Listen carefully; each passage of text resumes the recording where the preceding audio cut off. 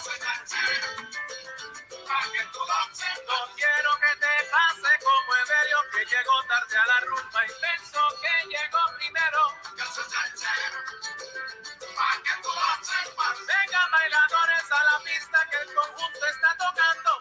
No lo dejes para luego. Esto es música para tu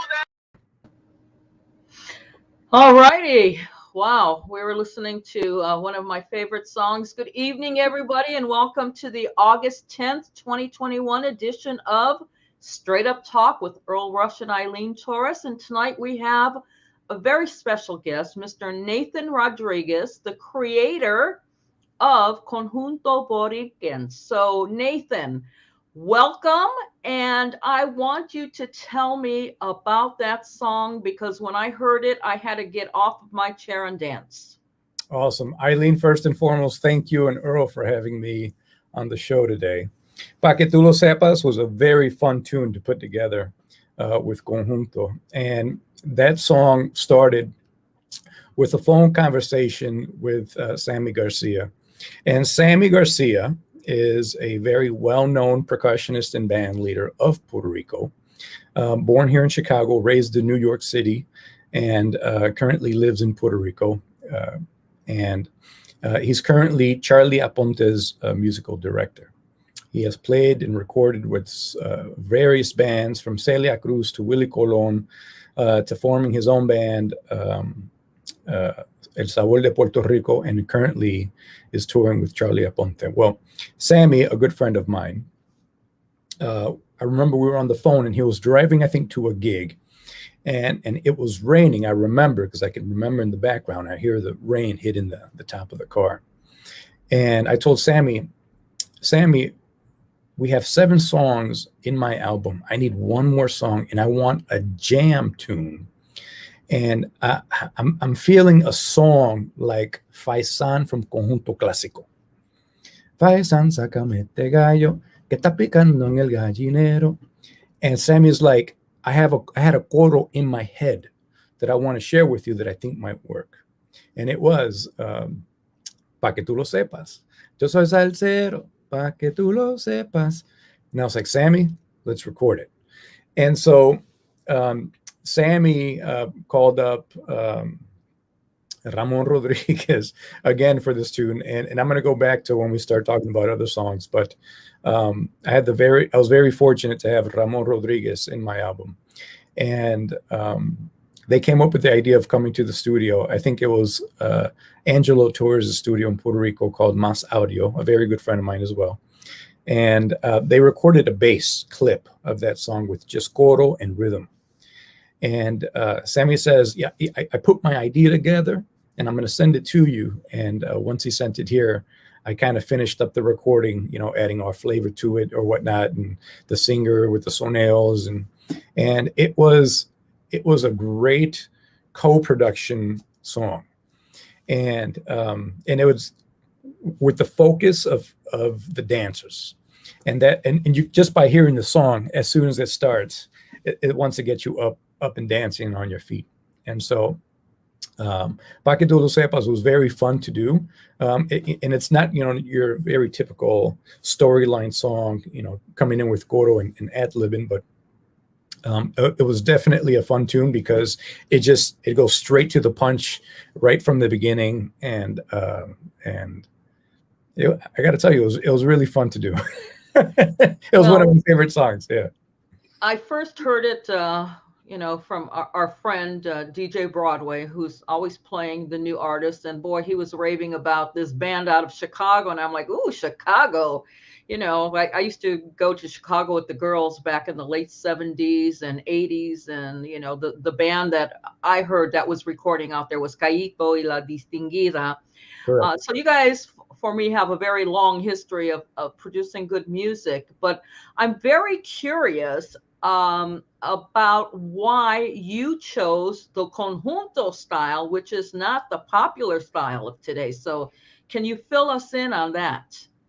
And I think, yeah, and I think that is the sole reason, because it's not the popular style of today, because now it is considered something different.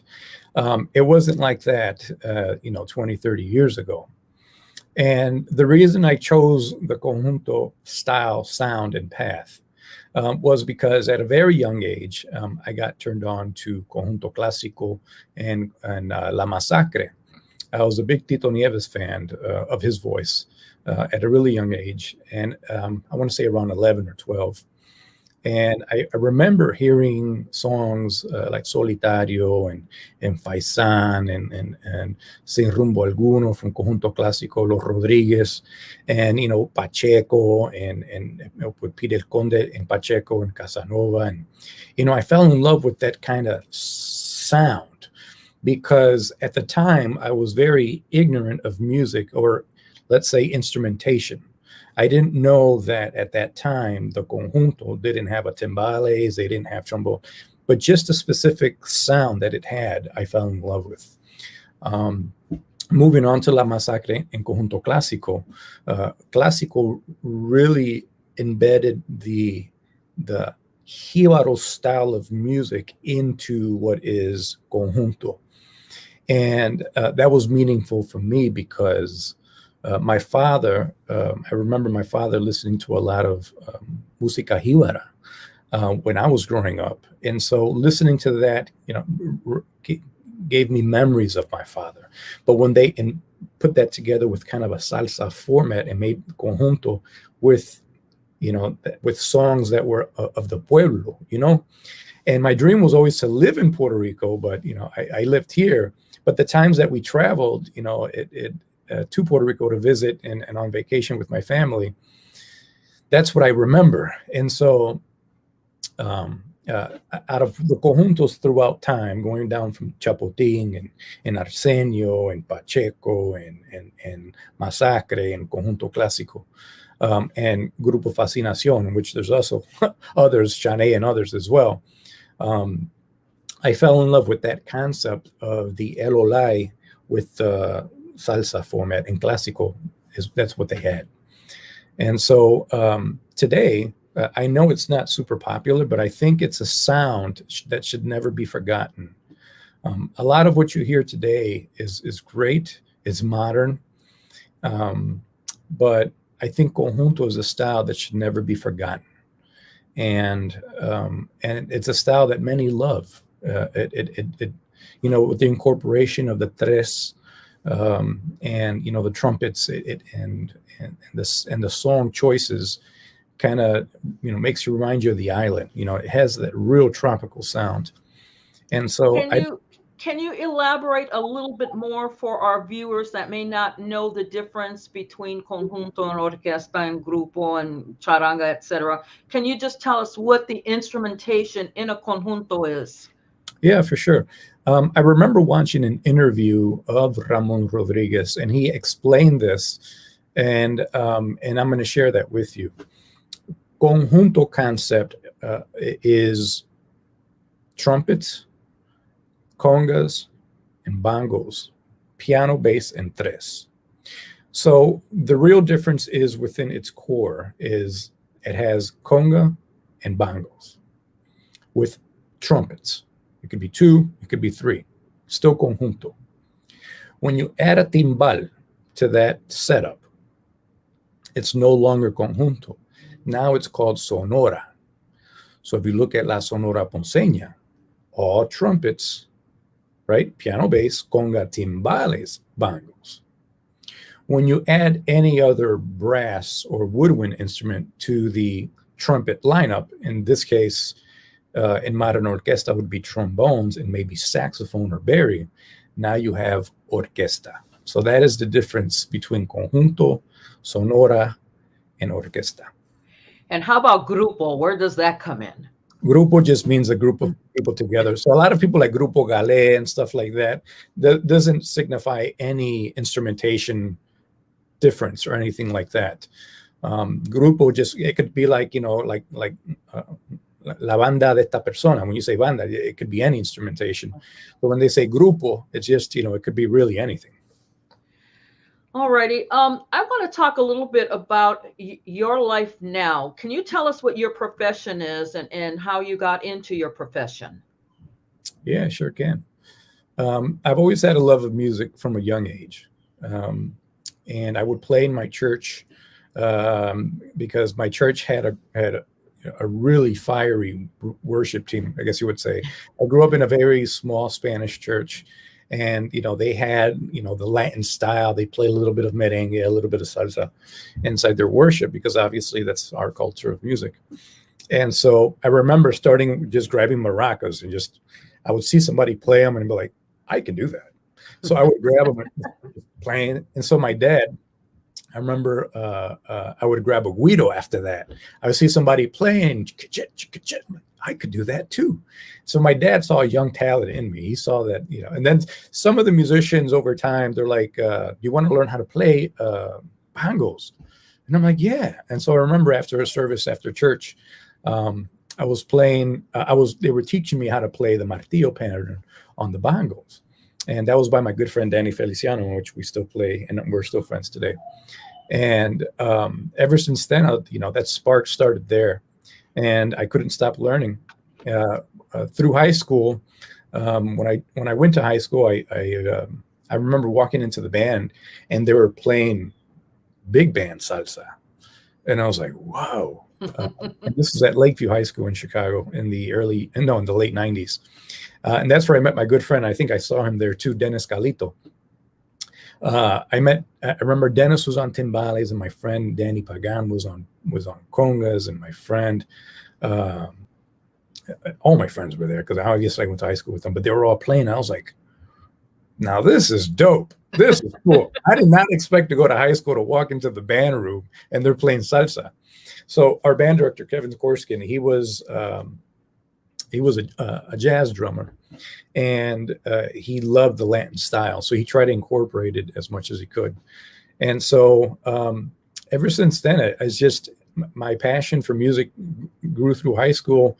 And then after high school, I hit a fork in the road because I wasn't sure what I really wanted to do. I knew I loved music, but I thought music was just playing at clubs at night and going to rehearsals and doing that kind of stuff.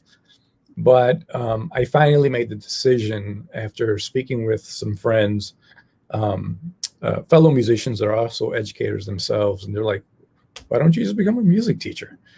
And I was like, "Well, wait." He's like, "You get summers off." And I'm like, that's a great career choice.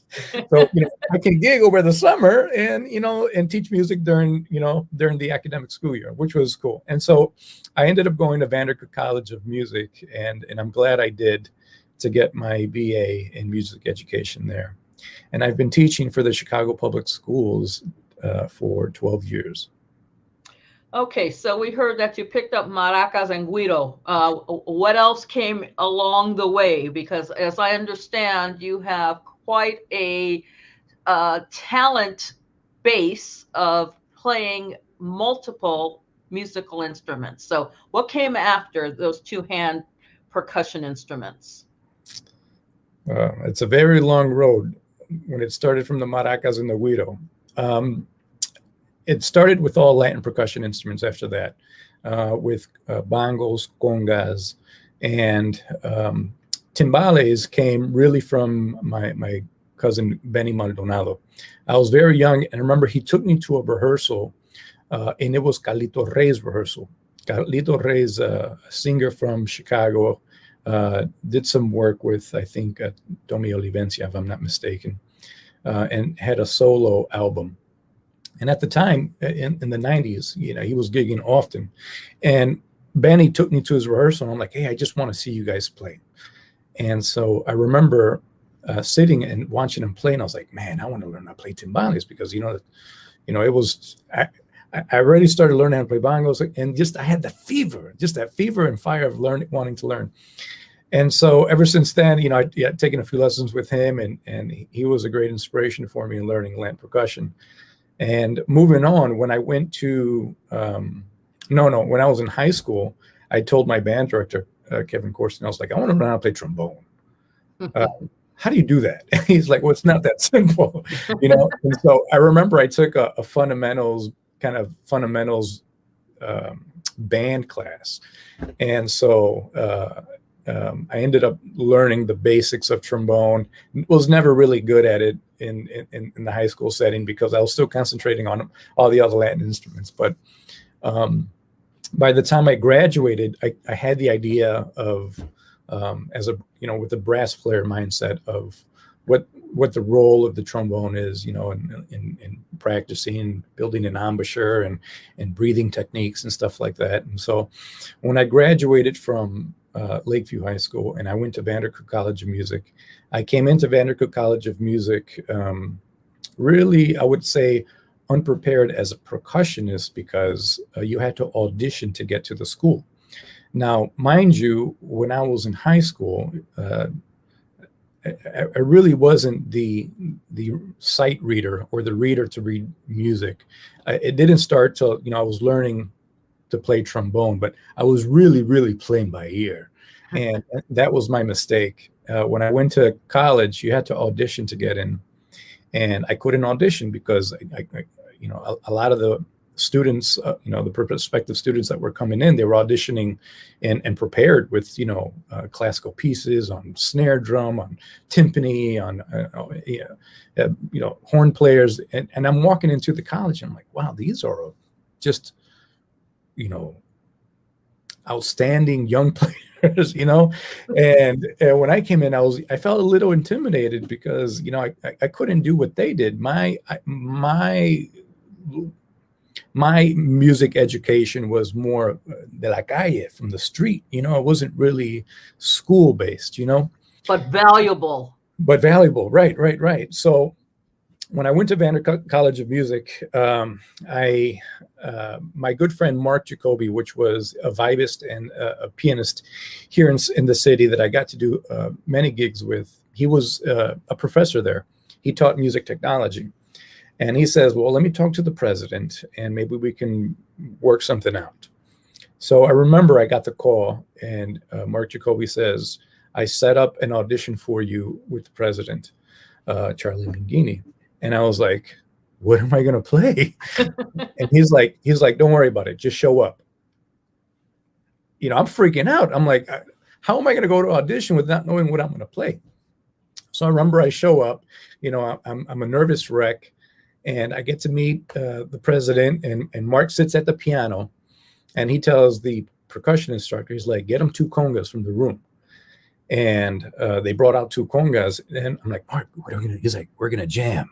I'm like, okay, we can do that. So I told the percussion instructor, I'm like, bring me 2 more congas out.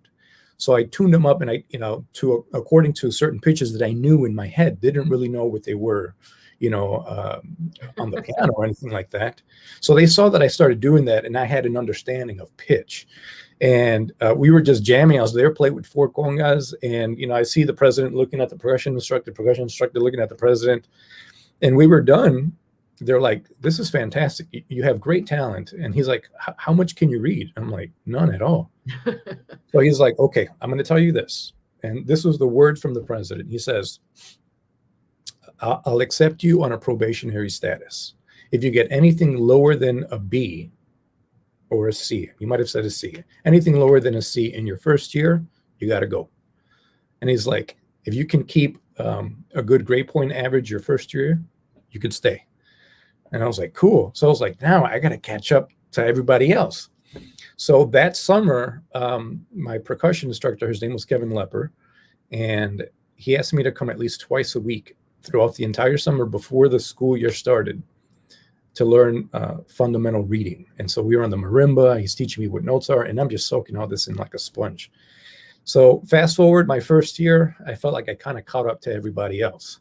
It took a lot of time. It took a lot of effort, a lot of hours. I remember I was in school from 8 a.m. until they kicked me out at about 11 p.m. Took as much practicing in the practice rooms as much as I could. I made great connections and friends at the college, and so they also helped me out. Too many people to mention, but they were a big influence as well. And fast forward, I did my bachelor in 5 years because I couldn't do it in 4. It was too intense. The rigor of the school was very intense. But at the time, I had my young daughter. I was married then, so I had, other responsibilities that I had to do. So I branched my bachelor to a 5-year program. Getting into my 4th and my 5th year program, I started changing back to trombone because, and I'll tell you why. My first 4 years in college, they introduced many instruments to us. Obviously, I went there to become a music teacher, so you got to know how to play it in order to teach it. So so when you tell me how many instruments, I'm like, well, there are too many to mention. I got to learn all the brass instruments, all the woodwind instruments, and all the string instruments. What I took with me after I graduated, my 4th and 5th year, when we had a symphonic band, meaning the whole school would come together, and the whole school was a band itself. And we would travel and do the Midwest Clinic, and we would travel to other schools and high schools to perform for them. My 4th and 5th year, the percussion section got a little too big. And so our president told us we need somebody that can fill in some of the sections if you're capable, if you play 2 instruments. Some people did. And so I auditioned my friend, Steve Sanders, and my friend John Comstock, which were in the percussion section with me. We loved playing trombone, especially during brass methods. And I think we were the teacher's kind of favorites because we can play it well, and I had some experience playing it. And so we told the president one time, like, we want to audition for the 1st, 2nd, and 3rd chairs of the trombone section. And he said, you say what? He's like, you got 3 percussionists, in his office asking to sit 1st, 2nd chair and 3rd chair trombone. And so he's like, auditions are in a week. And we're like, yeah, we know. Can we audition? And he's like, yeah. Make a long story short, we all auditioned. My friend Steve gets 1st chair. My friend John Comstock gets 2nd chair, and I believe I must have got 3rd chair or something like that. So when we had band class, God forbid a trombonist missed a note or screwed up because he would throw in their face, you got percussion majors sitting next to you playing you and outplaying you, So that was a really nice experience coming from the beginning and not knowing a lot and coming in very intimidated. And to my last couple of years that, I took the trombone very seriously. And I also took the upright bass seriously. It's another instrument that I fell in love with. When I graduated and formed my own band, at the time was called Orquesta Rumba Ye. Band must have lasted 2 or 3 years, but I wanted to do something right out of college. And so on some of the gigs, I would bring my trombone from when I graduated. I owned my own trombone, and I would play trombone in my own section. And but the instrument that really grew on me between graduating college till today was the upright bass. And so in 2000, I graduated 2009. In 2011, I decided to attempt to play upright baby bass, which is the bass used in salsa today. And I remember I was laying in bed, and I'm going through OfferUp on my phone, or Craigslist. I think it was Craigslist at the time. And somebody posted a posting for a baby bass. I went and bought my first baby bass, and I'm like, I'm going to learn how to play this thing. So, with the knowledge that I've learned and the skills that I learned back in college, I still remembered, where my positions were. I knew how to read in the bass clef because the percussionist has to read in both. And I was like, now I need some charts. And so I remember I went digging, and some friends gave me some charts for some salsa tunes. I looked them up on YouTube, and I started going at it and trying. And between 2011 and 2012, that's when I took the attempt to start gigging, and I thought I was ready.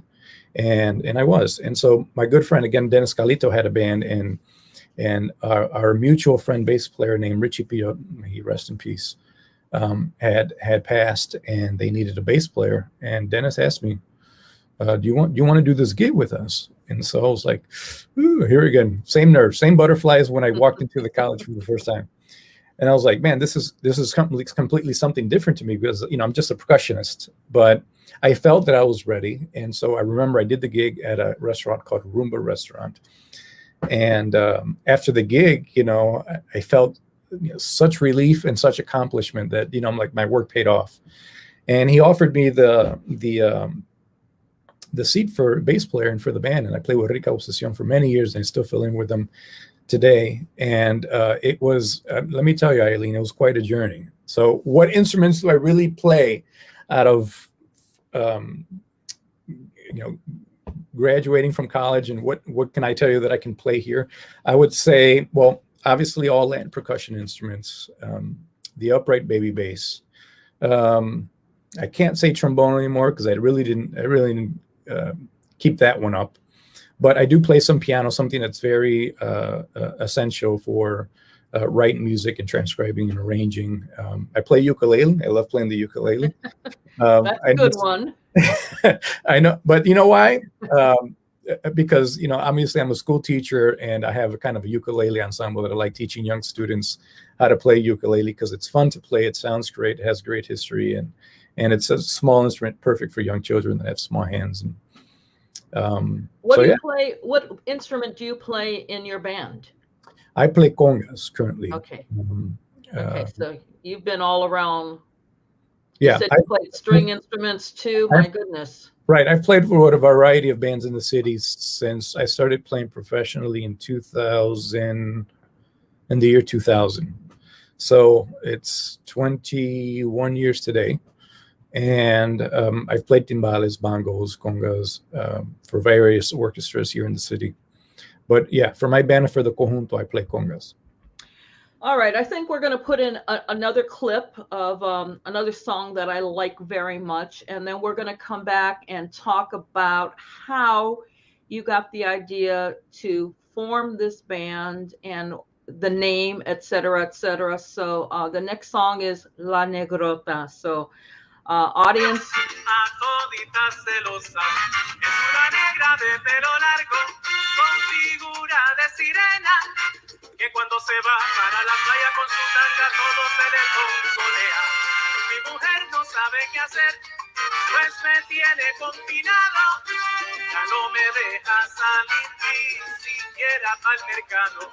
A mí me gusta el deporte, especialmente la pelota, y al parque no puedo ir por culpa de esa negrota. No sé qué va a pasar, ya yo no sé qué hacer, pero por culpa de esa negrota voy a perder mi mujer. Yo no sé qué va a pasar, ya yo no sé qué hacer, pero por culpa de esa negrota voy a perder mi mujer.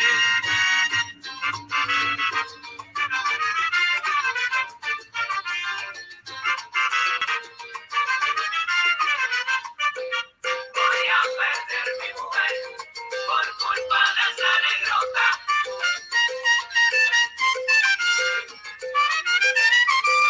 Voy a perder mi mujer por culpa de esa negrota.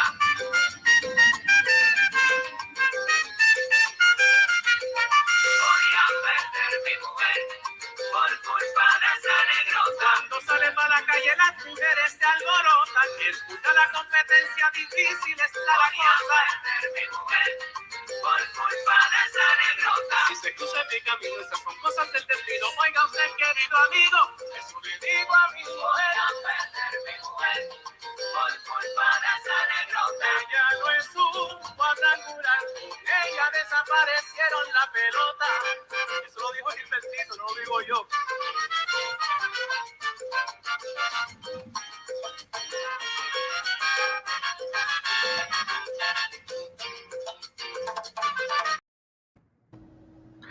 Another great song. And for the listeners out there, the viewers, tune into YouTube and check out every song because you're going to come away with 5 or 10 favorites like I did. So, Nathan, tell us about your idea to form the Conjunto band and the name that you gave it and the whole process.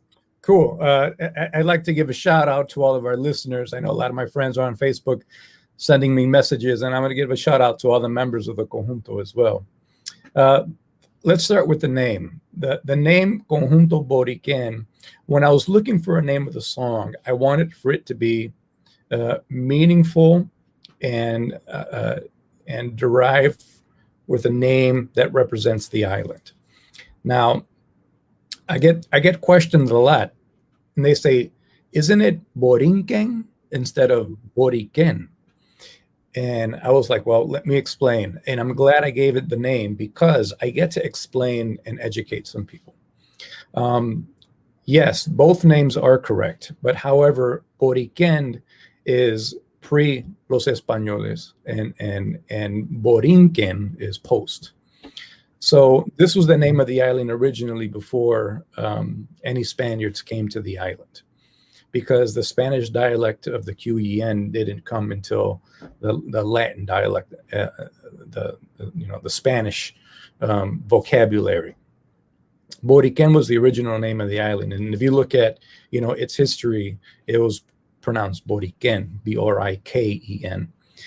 And that's why I gave it the name of the group, was because it was new to me. It was new information for me, and being a proudful Puerto Rican, I didn't know that history of that name. I always knew it as Borinquen, el Borinquen, la isla de Borinquen.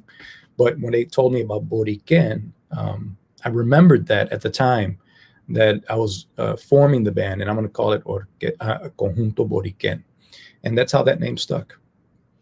Wow. Well, you educated me. Thank you. And putting the band together was fun, because I had already mentioned to some of my friends out there that I wanted to put a conjunto together. It was rumor. And you might question, why would you do the conjunto style today when that's something that was something of yesterday? That's something that was popular in the 80s, and maybe the 90s, 70s and 80s, I would say.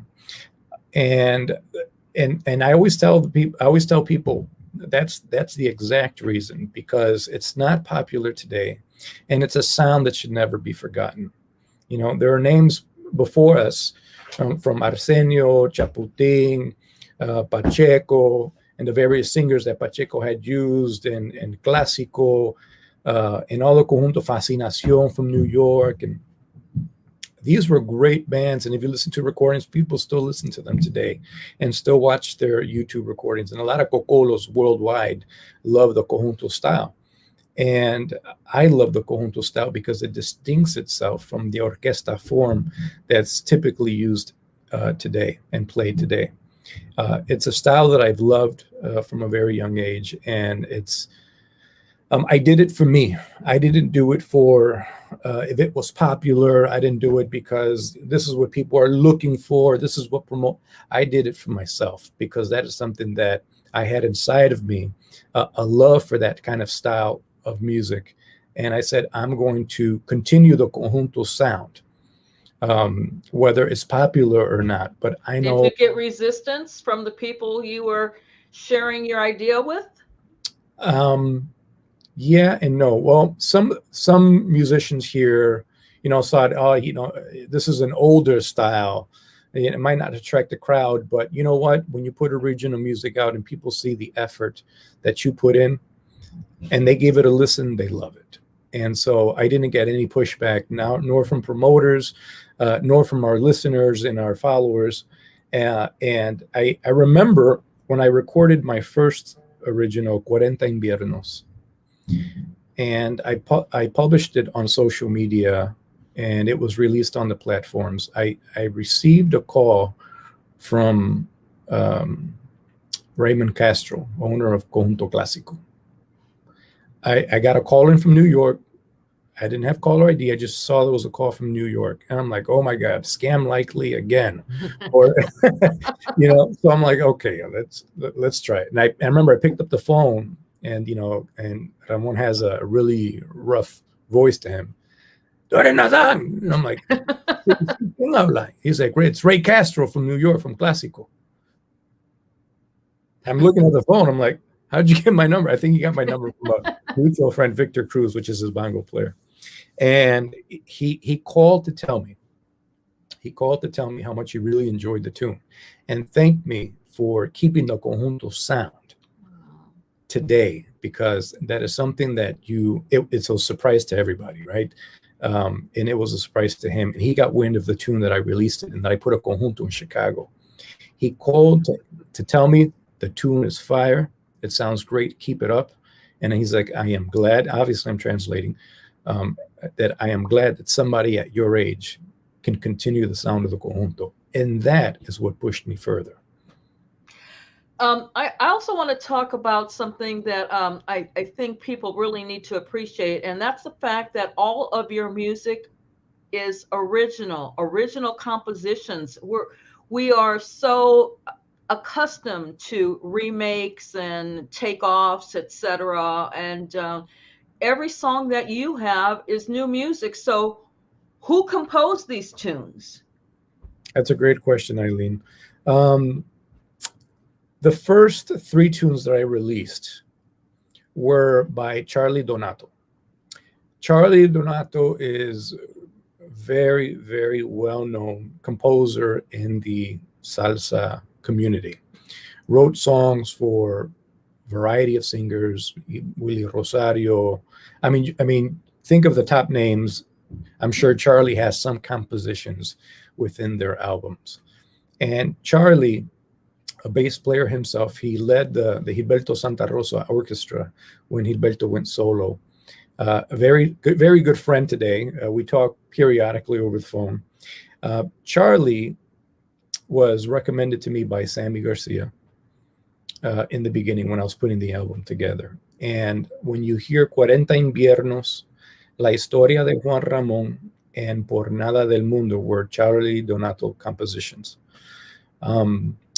When I struck the conversation for the first time with Charlie, I told Charlie, I'm looking songs for my conjunto. I'm putting a conjunto together. I'm looking for original music. And he told me, I got you. He's like, let me go dig in the boxes from back in the 80s. Go get the old stuff. Right. He's like, I got something. I remember. And he had some songs that he composed for conjunto that have never been recorded. And he sent them to me. He sang them. He sent them to me as an MP3 via email.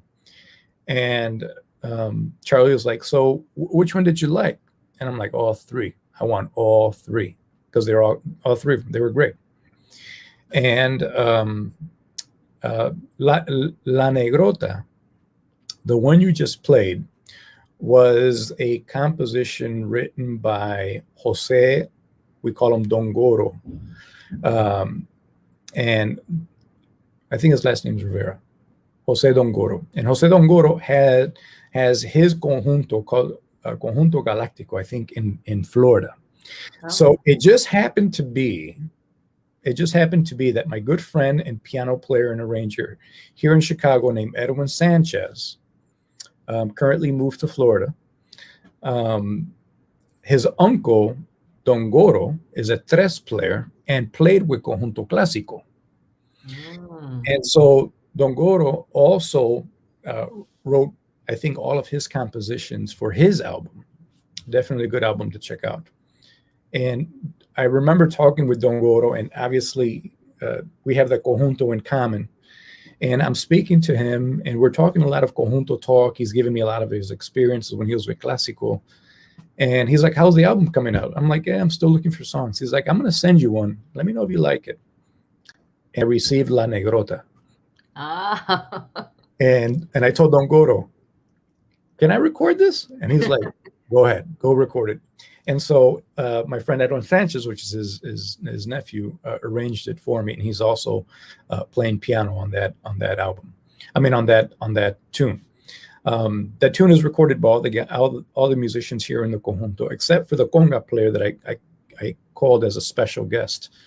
My conjunto was playing at the Cubby Bear here in Chicago, and I invited my very good friend for a very long time, William Cachiro Thompson. And Cachiro is a conga player, very well known in Puerto Rico, actually really well known worldwide. And I invited him to Chicago to play with the conjunto, and it just so happened that he stayed long enough so that he can do that recording with me. Mm-hmm. And he recorded congas on there as a special guest, and that tune was really fun to put together. And I like the song because it kind of makes one laugh about storyline or whatnot. But another person that I really like to mention is our vocal coach during the studio that helps us create these ad-lib sonails, and his name is Andres Reyes. He is very well known here in the city and in the island. He was an engineer in Telesound, Puerto Rico, where many artists recorded. That was a recording studio, Telesound. a very famous studio that various singers and orchestras went and recorded, and Andres was an engineer next to Papo Sanchez. And so he lives here in Indianapolis, and he is very, very knowledgeable with voices and harmonies, and I got to acknowledge him for his efforts inside the album, because every song you hear, he was there present and vocal coaching our singer. Wow. So you've got some heavy hitters that are part of your group, part of your style, part of the formation of what has become this up and coming group that every DJ that I talk to just loves the music that they're hearing and is expecting more and more good things to come out of Chicago through you. So what's on the back burner? What's next? Well, I think we are just finishing up our second album. Unfortunately, COVID, due to COVID, a lot of people were home and either working remotely and, with maybe a lot more time on their hands. And so during COVID, I took advantage because I'm sitting here in my home production studio, and, I'm capable of putting my head together and coming up with some new ideas for the second album. And by the grace of God, we are just, I think, at our last tune to have a full album. And so we're in the recording process right now, but you should look out for it definitely for 2022. Well, will you share with our listeners how that studio came to be? Yeah, when I started my first album, this was the first time me putting original music out. So the process for me was new on the cost of studio time and hiring musicians and stuff like that. So things can get quite expensive from the recording process into the mixing process and the mastering process. So after I recorded my first 2 or 3 songs in the album, I said, man, this is really putting a toll on my pocket. And so I saw the opportunity. I remember I saw an ad online of taking online classes on, production and recording and mixing. And so it was an academy that had a variety of different kind of courses that you can take. And so I said, you know what? I'm going to learn this myself.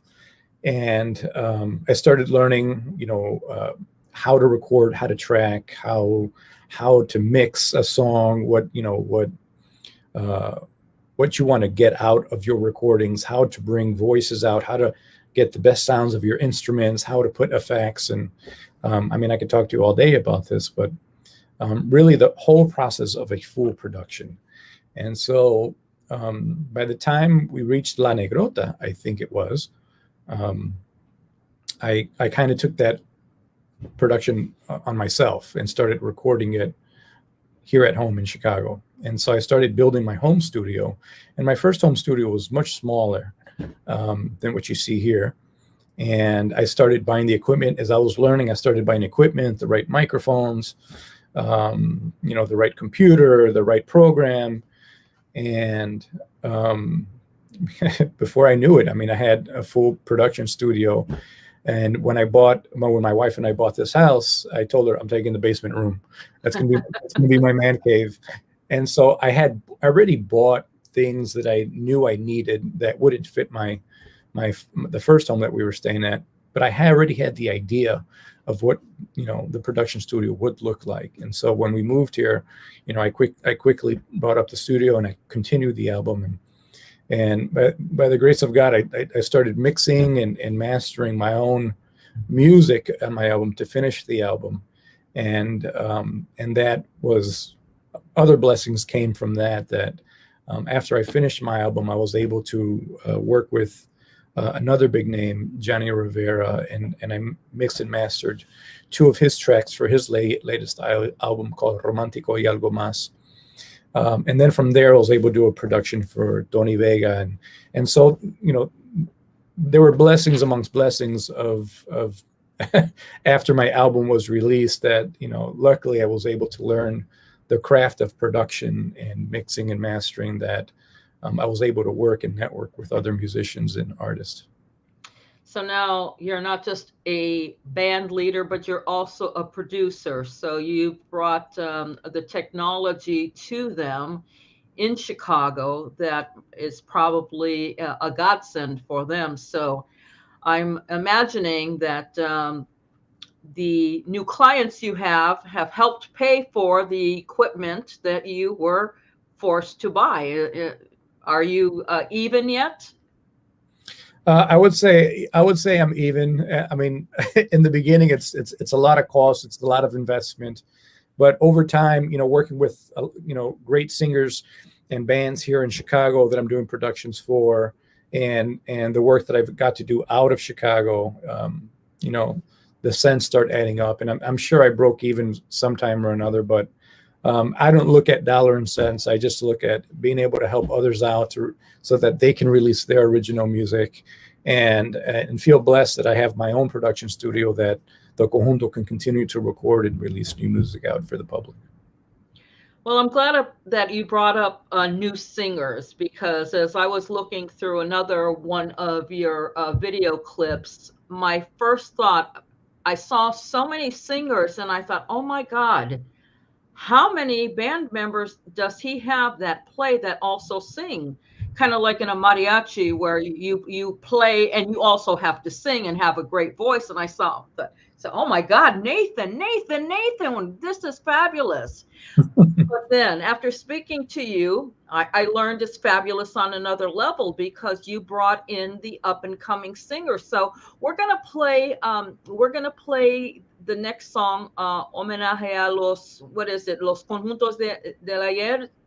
And what I want the audience to notice is the different faces you see that are singing in this. So let's play some of this, and then you come back and tell us about these fabulous voices, please.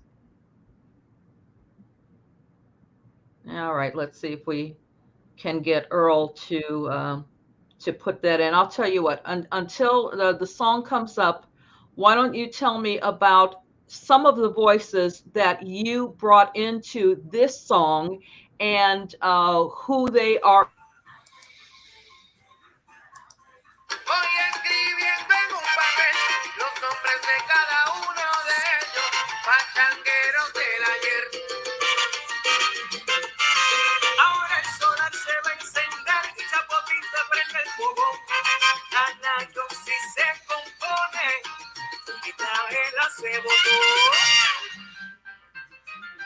Luego viene otro gigante, mañanero de pueblo, conocido en el mundo como Arsenio, número 1 en el tren. Arsenio. Te pregunta, ¿qué te parece, Juana? Sácale brillo a este piso y si te pide un cachito. Yo ya invito con Pacheco, con tu flauta tocando bonito, atullando con agua de clavelito, que tumba con el tumbadito. Ahora vamos a lo básico, a terminar con broche de oro. Mira, muero sin rumbo alguno, regreso del conjunto clásico. Con estos conjuntos pioneros, sí se puede gozar. La mañana caballero, con los gigantes del solar.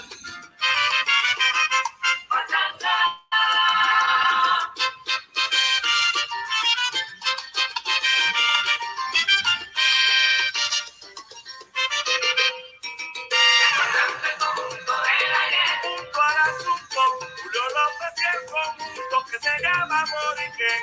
Recordando el conjunto del ayer. ¿En serio?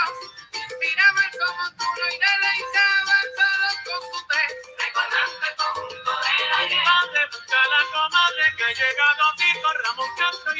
agüero también. Recordando el conjunto del ayer. Quincallero, soy quincallero, homenaje al sincero, que fuerte con el ayer. Honor a quien lo merece, pues pésele a quien le pese, de la música de hoy, de mañana y de ayer. El conjunto del ayer. El conjunto sabroso, y aquí ya ni le canta también. Recordando el conjunto del ayer. Esa sabrosura sin igual, que nadie se podía contener. Camina Borikén, buena vida.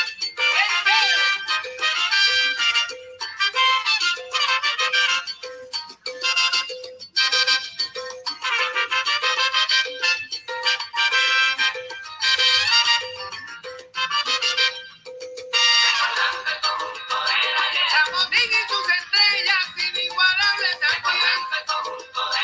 Camina y prende el fuego para que se cocine bien.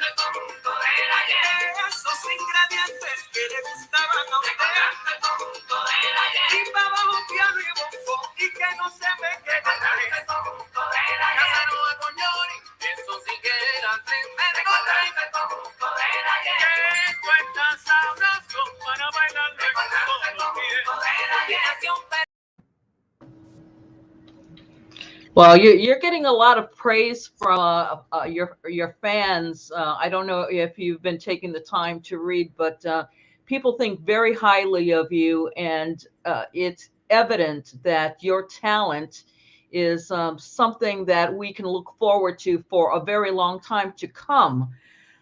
I am just so impressed with those singers that were there. And tell us a little bit about how you picked them and what they are into right now.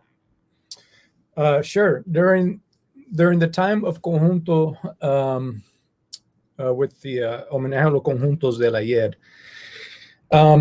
the composer for that song is actually a Chicago friend and singer. He currently is singing background vocals with the Conjunto. His name is Juan Jap Castro.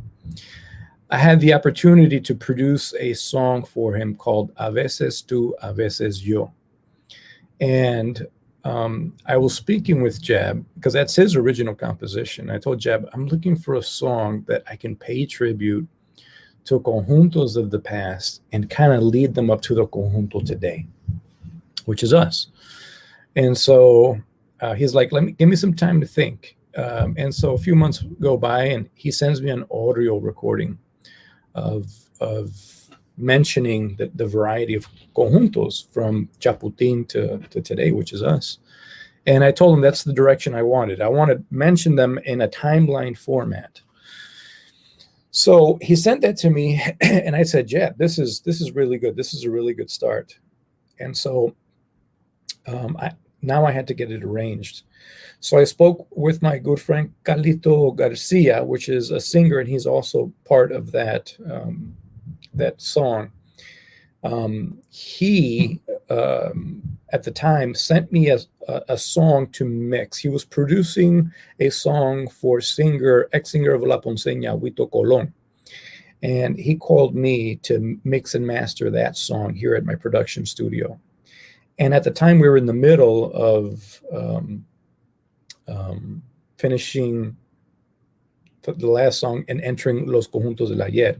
So I told Carlito, Carlito, I have this song and I want to get it arranged. I want to see if you can arrange it for me. But I want you to follow the concept of the song. As it's mentioning the variety of conjuntos from the past, I want you to add some brass fill-ins of their songs, or of one of their songs, so that the timeline can flow together. As they mention Chaputin, as they mention Arsenio, as they mention Pacheco, you can put some brass fill-ins in which pertain to one of their songs or one of their hits. And so he's like, I'm down, let's do this. And so once he sent me the arrangement, it was hand and glove that just fit together. So now comes the singers. What brought all these singers there? So at the time I was working with Carlitos and I invited him to sing with me. And at the time I was also finishing a mix for Julio Lopez, which is another singer that's on there. And then I had this light bulb turn on, and I was like, why don't I invite the new generation singers that are currently releasing new material on the island, and invite them? Because when you talk conjunto, right away you're talking things of the past, things that are old. It's an old style. So why not invite the new voices of today to commemorate that style of the past and show that singers from today can still sing in that conjunto style, at the same time paying respects for the conjuntos of the past, but putting in their flavor and their 2 cents in on that production. So if you listen to the conjunto in the last coro, as the timeline goes on, it says, Oye mi conjunto de ahora para bailar, oye mi conjunto de ahora para gozar. So you're listening to Conjunto Borikén currently toward the end of the song, because that's the end of the timeline, saying the conjunto is still here and it's here to stay. So at the time, I invited Carlos Garcia, Julio Lopez, Kevin Vega, Carlos Nevares, Jorge Yadiel, and they all have great music, great albums. And Johnny Rivera came in at the end, and obviously my singer for the conjunto, and I'd like to mention him. His name is Santos Daniel Rivera, was also part of that production. And Johnny Rivera came in toward the end because I gave him, once we were recording it in the recording process, I sent him a clip, and he's like, you got to send that to me. I want to record. I want to record on there too, because obviously Johnny Rivera sang with Grupo Fascinación, one of my favorite bands, and so he sang with Conjunto Clásico too, and so he has that conjunto in him. And so since conjunto is not something he gets to regularly record, right, because his instrumentation is different, I was more than happy to invite him in, and he came in, he put his portion in that recording, and toward the end it was just mind-blowing having all these friends and singers collaborate on that song. And that song was by far one of the most fun songs to record and release, and fun to dance to too. Yeah, of course. I mean, just so you know, it's a jam in your music is so danceable, and it's got that that energy that just brings you off your seat, and not all music does that, because we have to face it, there's some mediocre stuff out there, and sometimes you dance it out of obligation to a friend or something. But when you are standing in a conversation circle and you hear a song and have to excuse yourself, that's the kind of music that I feel that you're putting out there, because it makes me get up every time I hear it. So I am saying congratulations, keep it coming, because your music is going to keep us young, because we're going to be jumping onto our feet over and over again. Thank you so much, Eileen. Now I want to switch gears a little bit and talk about toca. We see your toca plaque behind you. So give us a little insight into your relationship to toca and what toca is, and how you became involved and what your involvement continues to be, please. Yeah, of course. Toca Percussion is a Latin percussion company owned by RBI Music. And Toca Percussion, just like LP, Latin Percussion, Minor, and Gun Pops, offer a variety of Latin percussion instruments for the demand of players today.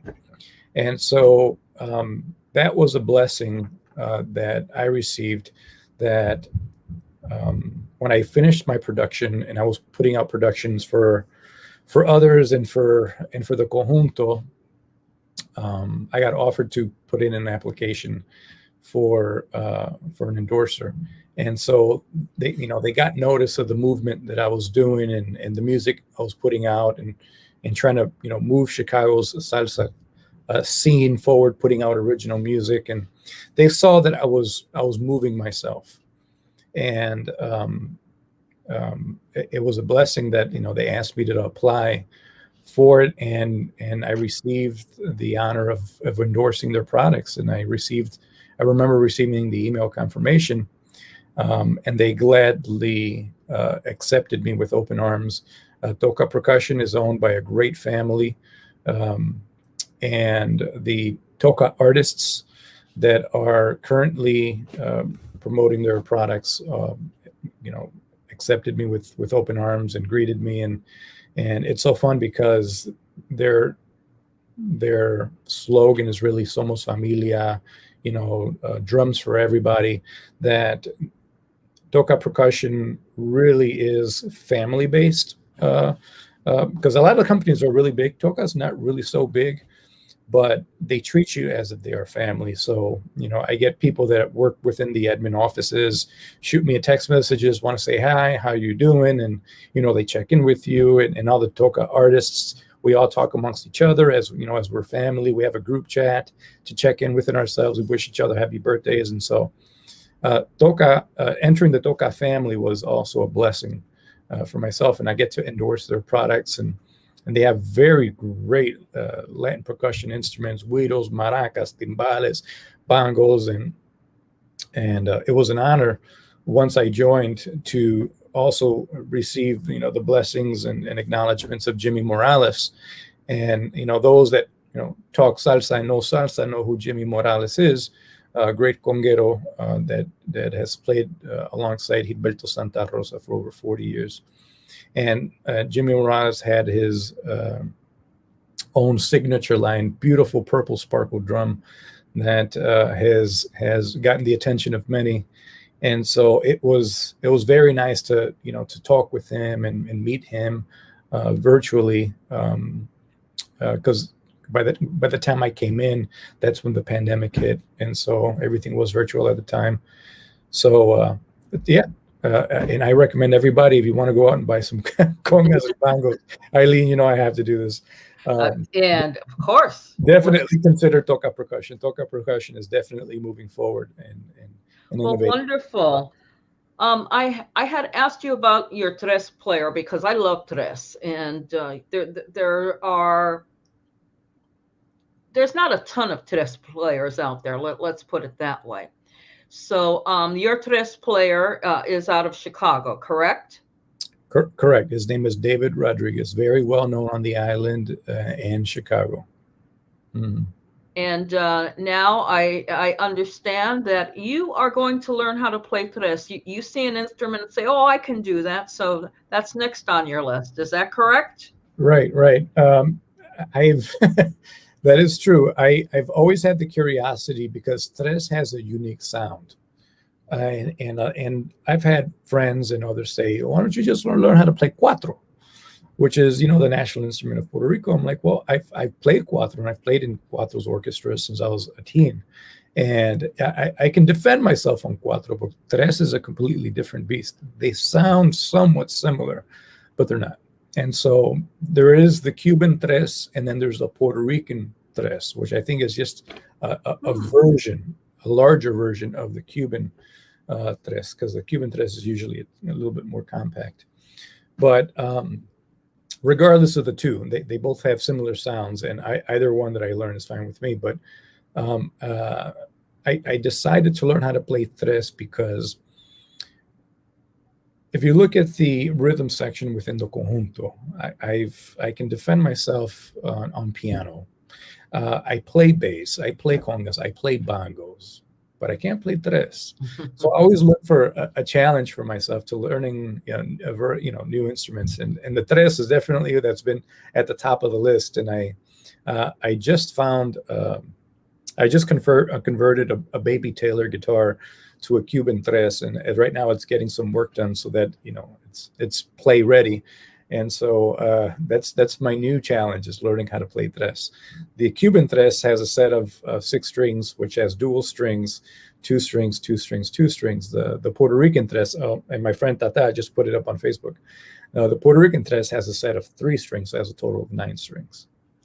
And how long do you think it will take you to be able to defend yourself on tres? 6 months, maybe. All right. Maybe with with setting time, Uh-huh. practicing daily, you know, and stuff like that. But setting my mind to it, I probably say 6-7 months, but maybe to be safe, I'll say a year. Okay. Well, I can't wait to read the back of your CDs and see your name there playing Tres. I'll be looking for that in about a year. Before we conclude, I just want to mention to the Ohio viewers, because we have a great salsa community here, Lorain, Cleveland, even parts of Youngstown. And I want them to be aware that you will be coming to our state next month, and you'll be coming to the Dayton area. Do you have a date for that yet? Yes, I will be in Dayton, Ohio, playing with Charlie Aponte September 18th. And I believe the hit time is 9 p.m. Okay, that's very good for us to know so that we can start making our travel arrangements to go and hear you and Charlie Aponte. Is there anything else that you want to share with our viewers before we conclude? Yeah, I'd like to acknowledge my band members of the Conjunto. Carlos Tata Marquez is our piano player. Jose Porcayo is our bass player, and he also does background vocals. My bongo player's name is Lionel Vargas, and I believe he's tuned in with us. My trumpet players, I would say, Jaime Rivera, Carlos Aquino, and Mark Roller, and our background vocalist, Jap Castro, and which I like to use a variety of background vocalists here in the city. We have great talent here. And our lead vocalist, Santos Daniel Rivera, and our tres player, David Rodriguez. I have to acknowledge them because without them, the Conjunto cannot be what it is today. And they all have recorded on several songs in our upcoming album. And so we're very excited to continue to release original music out to the public and put everybody to dance and keeping that Conjunto style alive for as long as I can. Well, all I can say is I'm going to be showing up to one of your gigs before you know it, and I'm going to tap you on the shoulder and say, hey, it's me, Eileen, because I'm dying to hear your band live, because recordings are fabulous. But the creative process that happens when you're playing live and you're picking up the energy from the dancers and your fans creates a whole new stratosphere of excitement. So be looking for me sometime in Chicago. It's only a 5-hour ride away. Nathan, I want to thank you for agreeing to do this. We never met each other. I know you never heard of me. I certainly heard of you, but you were so gracious to accept my invitation. And for all of the listeners and viewers out there, I'm sure you have converted many to Nathan Rodriguez y Conjunto Borikén, being fans now and well into the future. So thank you very much for your presence tonight. And we'll be looking forward to seeing everybody next Tuesday.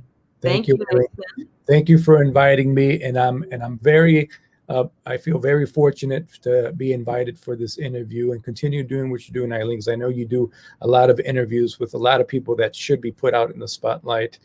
Thank you for that. Thank you for your time, your humbleness, and thank you, Earl, for making this happen.